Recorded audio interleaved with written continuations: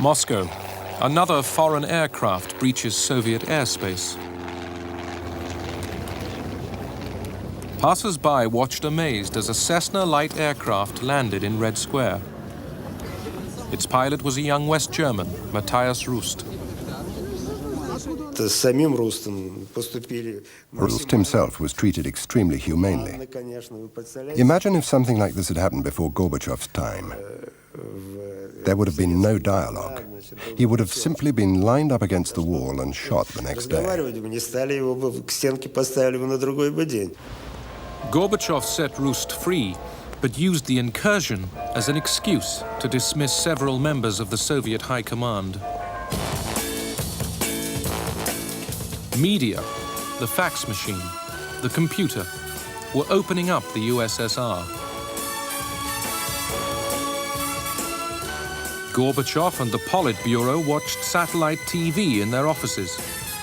After Olympic boycotts, the 1986 Goodwill Games were seen live both sides of the Iron Curtain.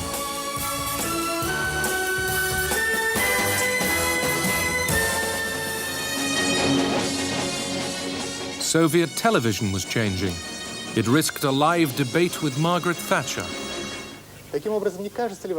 So don't you think that the concept of nuclear deterrence, in fact, invites the side that believes in it to use the nuclear weapons in the end, just to prove this threat from time to time?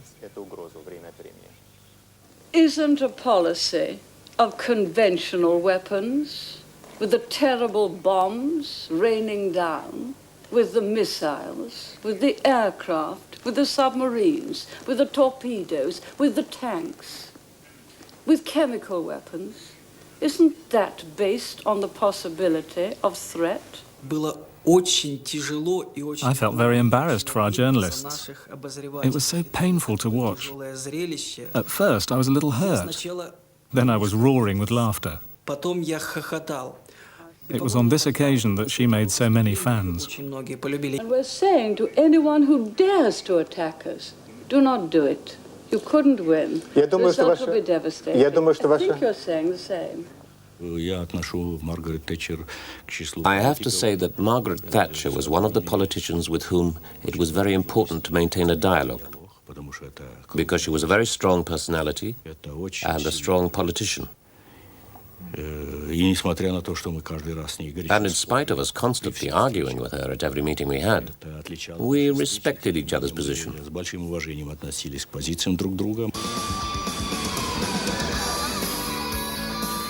Gorbachev's policy of glásnost brought pop culture out into the open.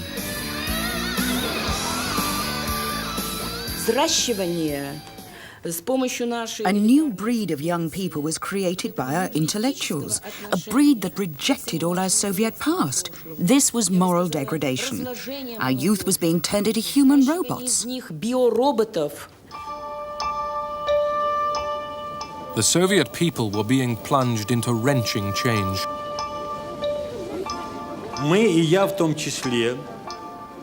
We became particularly worried by the end of 1987. We saw that the country was not going in the direction it should. The situation of the people was getting worse and worse. The situation of the armed forces was no better. Gorbachev reacted to growing opposition by pressing ahead with plans to reform the Communist Party.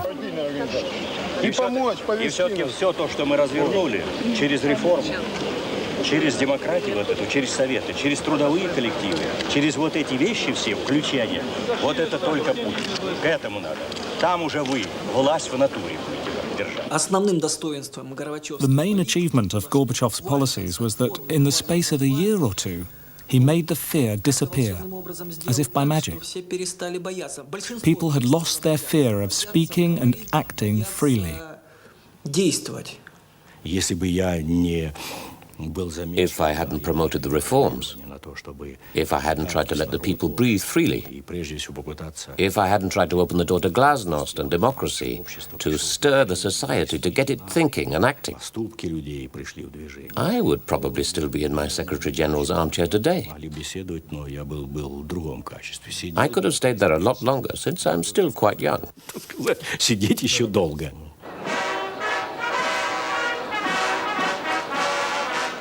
Washington, D.C.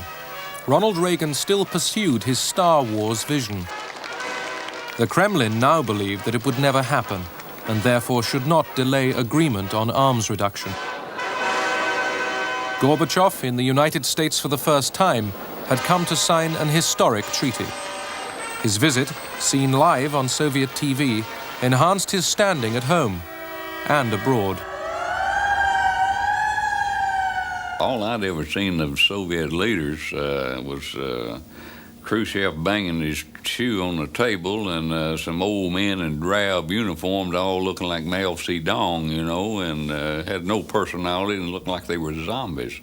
Here comes Gorbachev. He was wearing a good, well-cut Brooks Brothers suit and tie. He even had on a white shirt. He was outgoing. He was meeting people. He was joking. And he was getting along with people in Washington, D.C.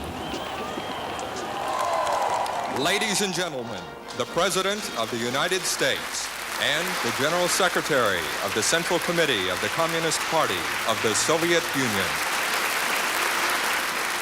A Russian saying Reagan had learned from Suzanne Massey now seemed appropriate. The Russians like to talk in proverbs. It would be nice for you to know a few. And I said, you're an actor, you can learn them very quickly. And I gave him this, Mrs. Reagan was with us at the time, and she liked this one. And I said, here it is, and it was Doveryai, no Proveryai. Mr. General Secretary, though my pronunciation may give you difficulty, the maxim is Doveryai, no Proveryai. Trust but verify. Назначение этого... На каждой встрече вы это повторяете. You repeat that at every meeting.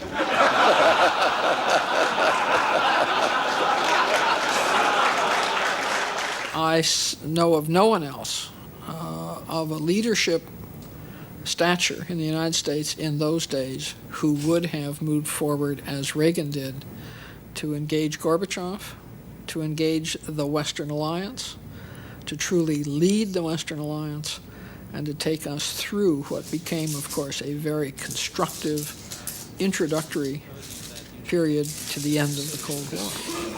Yes. Можем даже обменяться. I think we should change.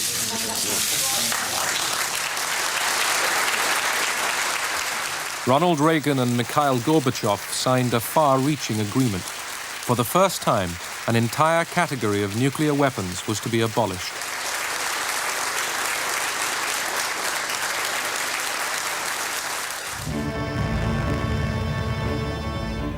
In front of the world's cameras, the Americans destroyed their cruise and Pershing missiles.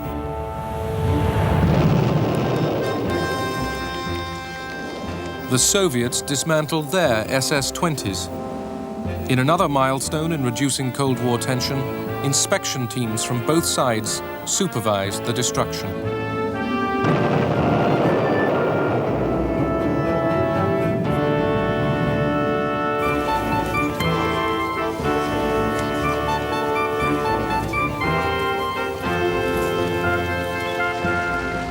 In his last year as president, Ronald Reagan paid his first ever visit to the Kremlin. What Mikhail Gorbachev and the journalists wanted to know was, what did Ronald Reagan think about the Soviet Union now? Oh, just fine. Do you still think you're in an evil empire, Mr. President? No.